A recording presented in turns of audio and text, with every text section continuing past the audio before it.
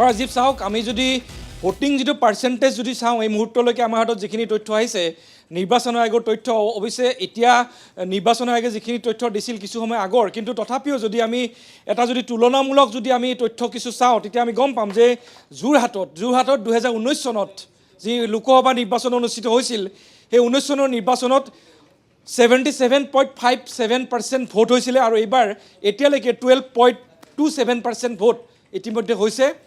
ঠিক একেদৰে ডিব্ৰুগড়ত 77.30% ভোট হৈছিলে, এইবাৰ 9.62% ভোট হৈছে।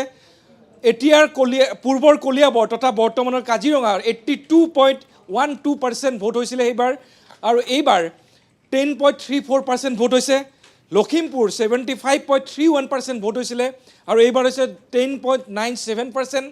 আৰু ঠিক একেদৰে তেজপুৰ, আগৰ তেজপুৰ আৰু এতিয়াৰ শোণিতপুৰ যি লোকসভা সমষ্টি 79.48% সেইবাৰ 2019ত, আৰু এইবাৰ 12.69। আৰু সামগ্ৰিকভাৱে পোল অফ দ্য পলটো যদি চাওঁ এই মুহূৰ্তলৈকে অসমৰ যি 5টা লোকসভা সমষ্টি আছে এই 5টা লোকসভা সমষ্টিত 11.15% ভোট ইতিমধ্যে কাষ্টিং হৈছে। আৰু যদি আমি সামগ্ৰিকভাৱে আমি কথা পাতি আছোঁ, মই ডিব্ৰুগড় লোকসভা সমষ্টিৰ মই কথা পাতিব খুজিছোঁ। মোৰ সতীৰ্থ সাংবাদিক মোৰ অমৰেন্দ্ৰ ডেকা আছে। অমৰেন্দ্ৰ, ডিব্ৰুগড় লোকসভা সমষ্টি বৰ আকৰ্ষণীয়, কাৰণ সৰ্বানন্দ সোণোৱাল আকৌ ডিব্ৰুগড় লোকসভা সমষ্টিত আকৌ তেওঁৰ পদাৰ্পণ ঘটিছে। ইয়াৰ আগত তেওঁ মৰাণৰ বিধায়ক হৈছিলে 2001 চনত, তাৰপিছত 2004 চনত অগপ দলৰ হৈ তেওঁ সাংসদ নিৰ্বাচিত হৈছিল, 2009 চনত পৰাস্ত হৈছিল, আকৌ তেওঁ লখিমপুৰৰ সাংসদ হ'ল, আকৌ মাজুলীৰ বিধায়ক হ'ল, এইবাৰ কেন্দ্ৰীয় মন্ত্ৰী হ'ল, তাৰপিছত আকৌ লখিমপুৰলৈ উভতি আহিছে। আৰু লুৰিণজ্যোতি গগৈ, এগৰাকী শক্তিশালী প্ৰাৰ্থী লুৰিণজ্যোতি গগৈ 2021 চনত এই যি ৰাজনৈতিক প্ৰেক্ষাপটলৈ আহিছিল, দুলীয়াজান আৰু নাহৰকটীয়া দুটাকৈ বিধানসভা সমষ্টিত নিৰ্বাচন খেলিছিল। তৰংগ গগৈ আৰু তেৰছ গোৱালাঘাটত পৰাস্ত হৈছিল। আৰু একেদৰে মনোজ ধানোৱাৰ, তেখেত ৰামেশ্বৰ ধানোৱাৰৰ পুত্ৰ। গতিকে তিনিকোণীয়া এখন যুঁজ কি চলি আছে এতিয়া ডিব্ৰুগড়ত।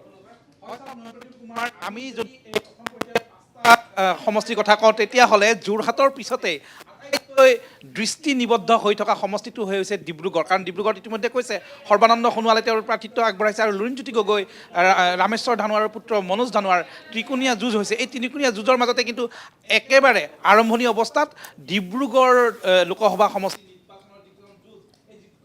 একপক্ষীয় হ'ব বুলি অনুমান কৰা হৈছিলে, কাৰণ যদি আমি চাওঁ তাত থকা আটাইকেইটা বিধানসভা সমষ্টিতে বিজেপিৰ বিধায়ক আছে, কোনো মিত্ৰজোঁটৰ নহয়, বিজেপিৰ ডিৰেক্টলি তেওঁলোকৰ বিধায়ক আছে আটাইকেইটা সমষ্টিতে। গতিকে এক প্ৰকাৰ যুদ্ধক্ষেত্ৰখন মসৃণ হৈ আছিলে বিজেপিৰ বাবে, মসৃণ হৈ আছিলে সৰ্বানন্দ সোণোৱালৰ বাবে। কিন্তু শেহতীয়াকৈ লুৰিণজ্যোতি গগৈ বা মনোজ ধানোৱাৰে যিদৰে তেওঁলোকে যুদ্ধক্ষেত্ৰত নামি পৰিলে, তাৰপিছত যুঁজখন আকৰ্ষণীয় হৈ পৰিছে আৰু তাৰ জনতাই প্ৰকৃততে কোনবোৰ বিষয়ক ইছ্যু হিচাপে লৈ কেনেদৰে ভোটদান কৰে তালৈ সকলোৱে অধিক আগ্ৰহেৰে ৰ'ব লাগিব, ৰিজাল্টলৈ বাট চাব লাগিব।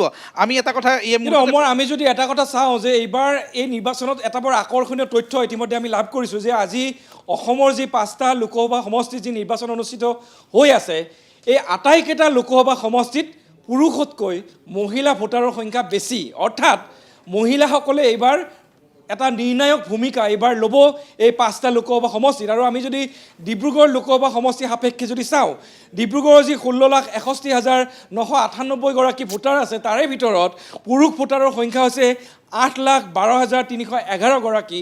ইয়াৰ বিপৰীতে মহিলা ভোটাৰ হৈছে 8,53,076 গৰাকী। অৰ্থাৎ সামগ্ৰিকভাৱে যদি আমি চাওঁ যে অন্য যি 4টা সমষ্টি আৰু এই ডিব্ৰুগড় লোকসভা সমষ্টি 5টা লোকসভা সমষ্টিত মহিলা ভোটাৰৰ সংখ্যা বেছি।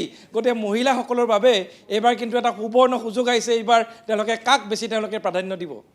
একেখিনি সময়তে এই কথাটো ক'ব লাগিব, বিজেপিয়ে কিন্তু এইবাৰ মহিলাখিনিকে যথেষ্ট টাৰ্গেট কৰি লৈছে। হিতাধিকাৰী সৃষ্টিৰ নামত মহিলাসকলক যিধৰণে আঁচনি দিয়া হৈছিলে, অৰুণোদয় আঁচনিত তেওঁলোকে যিটো ধন, সেই ধনৰাশি বৃদ্ধি কৰাৰ কথা কৈ আছিলে, সমান্তৰালকৈ লাখপতি বাইদেউ, নিযুত মইনা, এইদৰে বিভিন্ন আঁচনি দি কিন্তু মহিলা ভোটাৰ যিসকল আছে তেওঁলোকক আকৃষ্ট কৰাৰ কাৰণে যি চেষ্টা, সেই চেষ্টা চলাই আহিছিলে।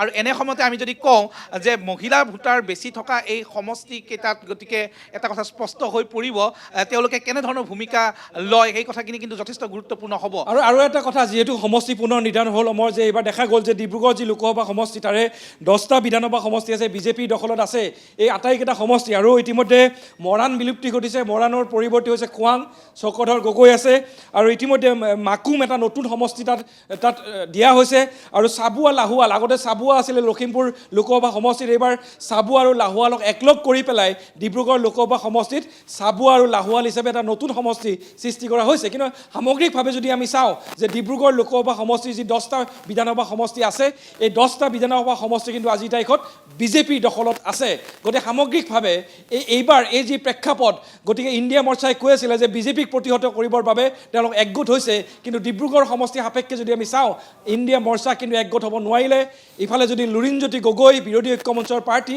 আনফালে আকৌ আম আদমি পাৰ্টিৰ মনোজ ধানোৱাৰ গতিকে সামগ্ৰিকভাৱে এইবাৰ কি হ'ব পাৰে এই ধৰণৰ কি পূৰ্বানুমান কৰিব পাৰি চাওক ৰাজনৈতিকভাৱে যদি আমি কথাখিনি চাওঁ শেহতীয়া সময়ছোৱাত যিদৰে ঘটিলে যে বিশেষকৈ ইণ্ডিয়া মৰ্চা তেওঁলোকৰ মাজত হোৱা যি উমৈহতীয়া প্ৰাৰ্থী প্ৰক্ষেপত অৰ্থাৎ ডিব্ৰুগড়ত তেওঁলোক ব্যৰ্থ হ'ল দুগৰাকী প্ৰাৰ্থী তেওঁলোকৰ থাকিল মনোজ ধানোৱাৰো থাকিল একে সময়তে লুৰিণজ্যোতি থাকিল এই দুটা বিষয়ৰ লগতে কেইবাটাও কথা কিন্তু ক্লিয়াৰ কৰিছে এটা কথা মই উল্লেখ কৰিব খুজিছোঁ যে লুৰিণজ্যোতি গগৈ কংগ্ৰেছে বিচাৰিছিলে হাতৰ চিনত তেওঁ নিৰ্বাচনত প্ৰতিদ্বন্দ্বিতা কৰক এনেধৰণৰ কথাৰ পিছতে বহু কংগ্ৰেছীয়ে এইবাৰ এই কথাটোও কৈ আছে যে স্বাধীনতাৰ পিছত প্ৰথমবাৰৰ কাৰণে এই সমষ্টিত প্ৰথমবাৰৰ কাৰণে হাতৰ চিম্বল নাই গতিকে তেওঁলোক কিছু হতাশ হৈছে এনেধৰণৰ কথাও কিছু সংখ্যকে আলোচনা কৰিছিলে